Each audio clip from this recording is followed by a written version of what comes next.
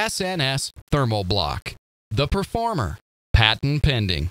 Can be installed on the go as insulation. Roof or wall sheets are installed, or it can be installed all at once from a man basket below. Either way works great. Each thermal block is constructed of 2 galvanized metal plates with specially designed isocyanurate foam injected between them. The thermal blocks come in 6-foot lengths, which are the standard widths of 3 standing seam roof panels, or the width of 2 standard PBR roof panels, and the typical width of a metal building insulation roll, making the thermal block easy to handle and install.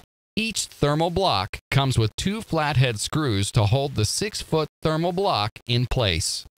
To install the SNS thermal block, the Performer, place the thermal block over the tops of the purlins and attach them with 2 flathead screws.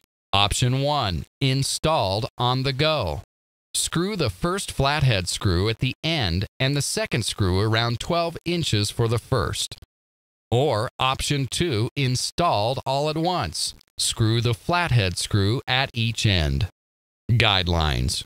When installing the thermal blocks, center it over the flange of the purlin.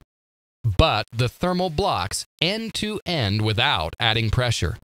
Consider the placement of the flathead screws through the thermal block so they are not in conflict with the SSR panel clip fasteners or roof sheet fasteners.